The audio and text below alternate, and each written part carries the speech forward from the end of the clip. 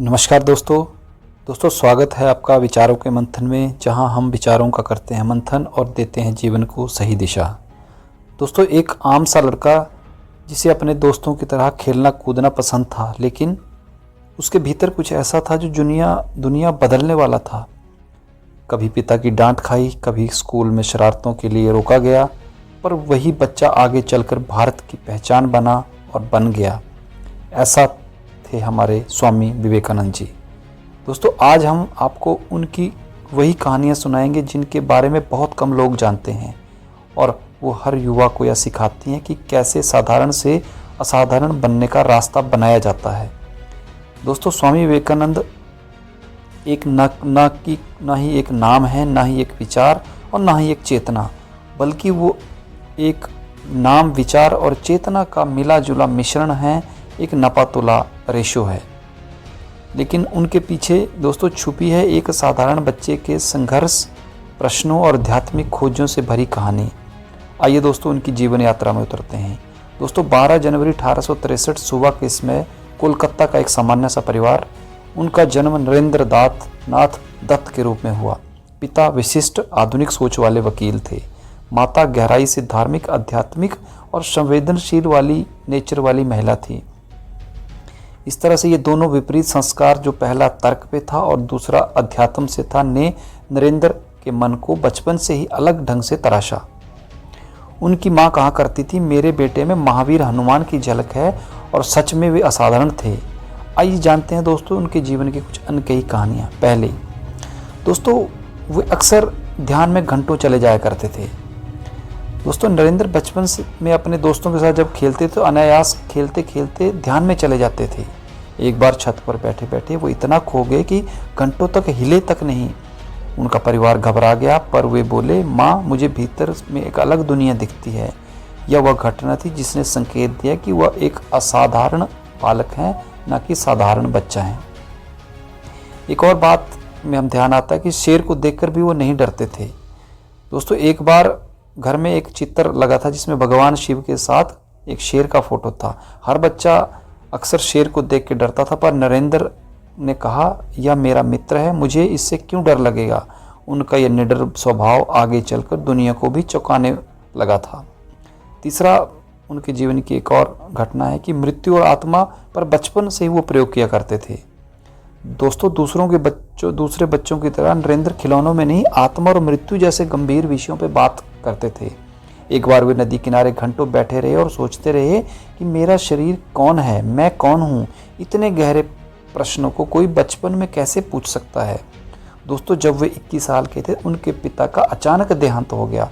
उनका घर टूट गया, आर्थिक स्थिति शून्य हो गई, बेकार हो गई। एक समय ऐसा आया कि जब उनके घर में खाना खाने तक के पैसे नहीं थे, पर नरेंद्र ने हार नहीं मानी। वे कहते थे, संघर्ष मुझे और मजबूत बना रहे हैं। आज का युवा जब छोटी छोटी समस्या में टूट जाता है, तो नरेंद्र जी के जीवन का यह प्रेरक पाठ उन्हें पढ़ना चाहिए और इसे सीख लेनी चाहिए। दोस्तों, नरेंद्र अध्यात्म और भगवान को लेके हमेशा प्रश्न पूछते थे, क्या आपने भगवान को देखा है। और यही सवाल वे हर साधु महात्मा से पूछा करते थे, पर किसी के पास इसका उत्तर नहीं था, सिवाय श्री रामकृष्ण परमहंस जी के पास। जब नरेंद्र ने उनसे पूछा कि क्या आपने भगवान को देखा है, तो परमहंस मुस्कुराए और बोले, हाँ, जितनी स्पष्टता से मैं तुम्हें देख रहा हूँ, उससे भी अधिक स्पष्टता से मेरे को इस प्रश्न का उत्तर आता है। यह सुनकर नरेंद्र जी का जीवन को नई दिशा मिली। यहीं से यात्रा शुरू होती है एक तर्कशील युवा से एक आध्यात्मिक योद्धा बनने की। आइए दोस्तों जानते हैं नरेंद्र से स्वामी विवेकानंद बनने का सफ़र।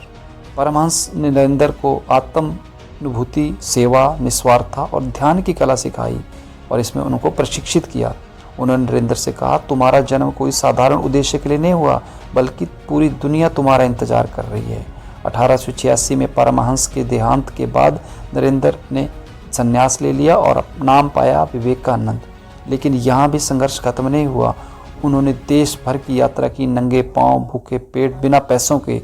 वे गांव-गांव जाकर युवाओं को जगाते, उठो जागो और तब तक मत रुको जब तक लक्ष्य की प्राप्ति न हो जाए।